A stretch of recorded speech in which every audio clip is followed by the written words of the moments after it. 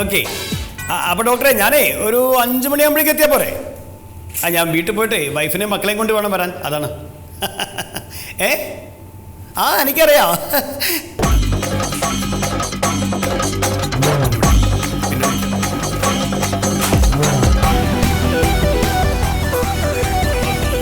എന്തൊക്കെ അച്ഛൻ്റെ കാര്യങ്ങൾ?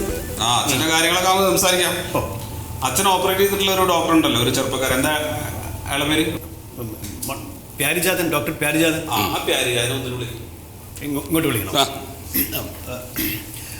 സിസ്റ്ററെ, പ്യാരിജാതൻ ഡോക്ടറെ ഒന്നും കൂടി വിളിക്കൂ. സിസ്റ്ററും വരൂ. അദ്ദേഹത്തിന് കല്യാണം കഴിഞ്ഞ് 2 മക്കളൊക്കെ ഉണ്ട്. അതെ, ഞങ്ങളുടെ അച്ഛനെ ഞങ്ങൾ 3 മക്കളാ. വരും. നമ്മുടെ സുമേഷ് എന്ന പേഷ്യന്റിന്റെ മക്കളാണ്. ഇയാളെ വായിക്കാത്ത എന്താണ്? എന്താണ് ഇയാളെ വായിക്കാത്തത്?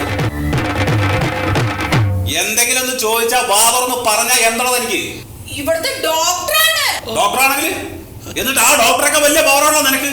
ഈ ആശുപത്രി മുഴുവൻ താങ്ങി നടക്കുന്നത് നീയാണെന്നാണല്ലോ എന്റെ വിചാരം, അല്ലേ? നിങ്ങളെല്ലാരും കൂടെ പറഞ്ഞിട്ട് ഞങ്ങൾ അച്ഛനെ കൂടെ മെഡിക്കൽ കോളേജിൽ പോയില്ലേ? ഓപ്പറേഷൻ കഴിഞ്ഞു, ഇപ്പൊ ഒരു കുഴപ്പമില്ല. പക്ഷെ ഓപ്പറേഷൻ സമയത്ത് അച്ഛന്റെ വയറ്റിൽ നിന്ന് ഒരു സാധനം കിട്ടിയെന്ന് ഞങ്ങൾ അറിഞ്ഞു. അതെന്താന്ന് ഞങ്ങൾക്ക് അറിയണം, അത് എങ്ങനെ അച്ഛന്റെ വയറ്റിനകത്ത് പെട്ടു എന്ന് ഞങ്ങൾക്ക് അറിയണം. പറഞ്ഞോ, പറയണോ? നീ എന്താ അച്ഛന്റെ ഓപ്പറേഷനെ കുറിച്ച് പറഞ്ഞ് സക്സസ്ഫുൾ എന്ന്? എന്നിട്ടാണ് എന്റെ അച്ഛന്റെ വയറ്റിന്റെ അടുത്ത് ഒരു റേഡിയോ തുന്നി കെട്ടിയത്. അയ്യോ, റേഡിയോ അല്ല, ഒരു റേഡിയോ ഒപ്പക്ലിപ്പ്. ഒപ്പക്ലിപ്പോ? അതൊരു സർജിക്കൽ എക്യുപ്മെന്റ് ആണ്. ഈ സാധനം ഡോക്ടറെ എങ്ങനെ അച്ഛന്റെ വയറ്റിനകത്ത് പെട്ടത് അതൊന്നും പറഞ്ഞു. ഞാൻ പറയാം, സത്യമായിട്ട് പറയാം. സത്യമായിട്ട് പറഞ്ഞാൽ മതി, സത്യമായിട്ട് പറഞ്ഞാൽ മതി. ഓപ്പറേഷൻ ശേഷമാണ് ഞങ്ങൾ ഈ സാധനം കാണുന്നില്ല എന്ന് ഞങ്ങളുടെ ശ്രദ്ധയിൽപ്പെട്ടത്. അപ്പം ഞങ്ങൾ അവിടെയൊക്കെ തിരഞ്ഞു, എവിടെയും കാണാതായപ്പം ഇനി എങ്ങാനും നിങ്ങളുടെ അച്ഛൻ്റെ വയറ്റിൽ അത് പെട്ടിട്ടുണ്ടോ എന്ന് അറിയാൻ വേണ്ടിയിട്ടാണ് നമ്മൾ പുറത്തുപെട്ട ഡിജിറ്റൽ എക്സ്റേ എടുത്തത്. അങ്ങനെയാണല്ലോ പിന്നെ അച്ഛനെ നമ്മൾ മെഡിക്കൽ കോളേജിലേക്ക് റെഫർ ചെയ്യുന്നത്.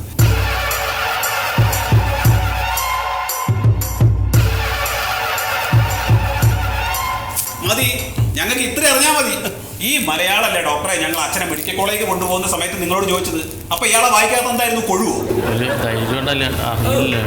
ഞങ്ങളിത് ആരോഗ്യം വന്നിട്ട് കംപ്ലൈന്റ് ചെയ്യും, പോലീസിനെ കംപ്ലൈന്റ് ചെയ്യും. നിങ്ങൾ എവിടെ വേണമെങ്കിലും കംപ്ലൈന്റ് ചെയ്തോളൂ. അതിനു മുമ്പ് ഞങ്ങൾക്ക് പറയാനുള്ളത് നിങ്ങളൊന്ന് കേൾക്കണം. ഇനി ഇയാളെ എന്ത് പറയാനാണ്?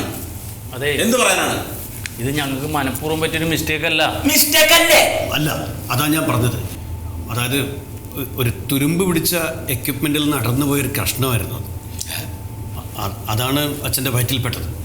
ഇങ്ങനെയുള്ള ഈ തുരുമ്പ് പിടിച്ച എക്യുപ്മെൻറ്റുമായിട്ടൊക്കെ ആളുകളെ ഓപ്പറേഷൻ ചെയ്യുന്ന ഞങ്ങളുടെ ഡോക്ടർമാരുടെ ഒരു മാനസികാവസ്ഥ നിങ്ങൾക്കൊന്ന് ആലോചിച്ചൂടെ? ഞാനൊരു കാര്യം ചോദിക്കട്ടെ, ഞങ്ങൾ ഒരുപാട് നല്ല മിടുക്കന്മാരായിട്ടുള്ള ഗവൺമെൻറ് ഡോക്ടർമാരെ കണ്ടിട്ടുണ്ട്. പക്ഷേ നിങ്ങളെ പോലെ കോമാളികളായിട്ടുള്ള ഡോക്ടർമാരെ കണ്ടിട്ടില്ല. നിങ്ങളൊക്കെ എവിടുത്തെ ഡോക്ടർമാരാണ്? ഈ തുരുമ്പിച്ച സാധനം വെച്ചിട്ടാണോ നിങ്ങൾ ഈ രോഗികളുടെ മുകളിൽ പ്രയോഗിക്കുന്നത്? ഞങ്ങൾ പലതവണ ആവശ്യപ്പെട്ടതാണ്, പക്ഷെ ഞങ്ങൾക്ക് ഈ എക്യുപ്മെന്റ്സ് ഇവിടെ എത്തുന്നില്ല. എക്യുപ്മെന്റ് എത്തുന്നില്ലാന്നോ?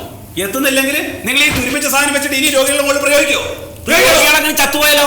ചേട്ടാ, ഇവിടെ കിടന്ന് ബഹളം വെച്ചിട്ട് കാര്യമില്ല. നിങ്ങൾ ഈ സമയത്ത് സർക്കാരിലെങ്ങാനും പറഞ്ഞ് ഇവിടുത്തെ സൗകര്യങ്ങളൊക്കെ ഒന്ന് മെച്ചപ്പെടുത്തിട്ടോ. നീ മിണ്ടാട കൈ.